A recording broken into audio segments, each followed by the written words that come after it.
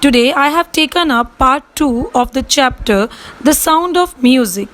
It is the second chapter of Beehive book, and in this part we will be talking about the Shehnai of Bismillah Khan. The chapter throws light on the origin of Shehnai and the life of all-time great Shehnai Vadak Bismillah Khan, the winner of Bharat Ratna, the highest civilian award of India, and his dedication to music and his love for India. Pungi, a musical instrument, was banned by Emperor Aurangzeb because of its shrill and unpleasant sound. It was modified and perfected by a barber who belonged to a family of professional musicians. He played it in the chamber of the king. Since it was played for the first time in Shah's chamber by a Nai, it came to be known as Shehnai. Its sound was regarded auspicious, but it was treated as an incomplete musical instrument, but Bismillah Khan broke this myth. Bismillah belongs to the Banaras Gharana. He was born in 1916 at Dumrao in Bihar. As a 5-year-old, he used to visit the Bihariji temple and sing Bhojpuri Chaita there. For his melodious singing, he used to earn a big laddu from the local Bhojpuri king. At the age of 6, he moved to Banaras. There, under the guidance and training of his maternal uncle Ali Bakhsh, he started learning Shehnai. He used to spend most of his time practicing on the banks of river Ganges. He refused and offered to be the head of Shehnai school in USA. The opening of the All India Radio in Lucknow in 1938 became a big break for Bismillah Khan. He also composed the songs for 2 films, Goonj Uthi Shehnai and Sanadi Apna. After that, he did not continue working for films. It was Bismillah Khan who became the first Indian to greet the nation with his Shehnai at the Red Fort on August 15, 1947, the day India got independence. He was awarded for his dedication to Shehnai with national awards Padma Vibhushan, Padma Bhushan and Padma Shri. In 2001, he received the highest civilian award of India, the Bharat Ratna. He was the first Indian invited to perform in Lincoln Central Hall, USA. Ustad Bismillah Khan passed away on 21st August 2006 at the age of 90 after a prolonged illness. Bismillah Khan's love for both the Muslim religion and Hindu temples gives a message that India is a land with liberal environment.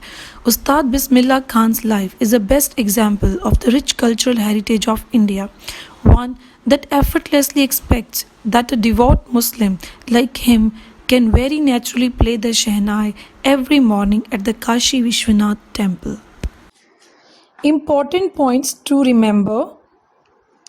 Emperor Aurangzeb banned the playing of the musical instrument called pungi in royal residential areas because of its high-pitched and unpleasant sound.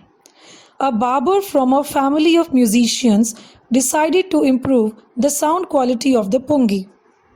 For this purpose, he chose a pipe with a natural hollow stem that was longer and broader than the pungi and made many holes in the body of the pipe. When he played on this by closing and opening some of the holes, soft and melodious sounds were produced. Pungi's tonal quality was improved by a Nai. Nai is a barber of Shah. Shah means Emperor Aurangzeb, hence it was named as Shehnai. Bismillah Khan belonged to a famous family of Shehnai players from Bihar. He got fascinated with the Shehnai at the young age of 3 years when he observed his maternal uncles playing it. His uncle was appointed to play the Shehnai at the Vishnu temple of Banaras, and Bismillah regularly accompanied him. Bismillah Khan used to sing Chaita at Bihariji temple and practicing Shehnai in Vishnu temple and Mangala Mata temple, Varanasi. The flowing water of Ganga inspired him to invent new ragas.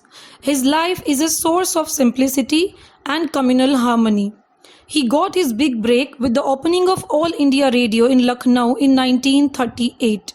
He became the first Indian to greet the newly independent India on 15th August 1947 from Red Fort in presence of Pandit Nehru. Bismillah Khan gave many memorable performances both in India and abroad. The king of Afghanistan became so fascinated by Bismillah's music that he gifted him expensive Persian carpets.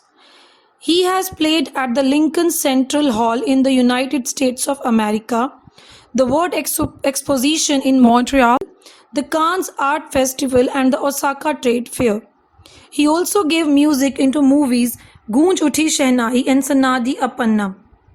He also enjoys the honor of having the auditorium Tahar Mozik Ustad Bismillah Khan named after him. He was so fond of his motherland India, Banaras, and the Holy Ganga that he refused and offered to be the head of Shehnai School in USA.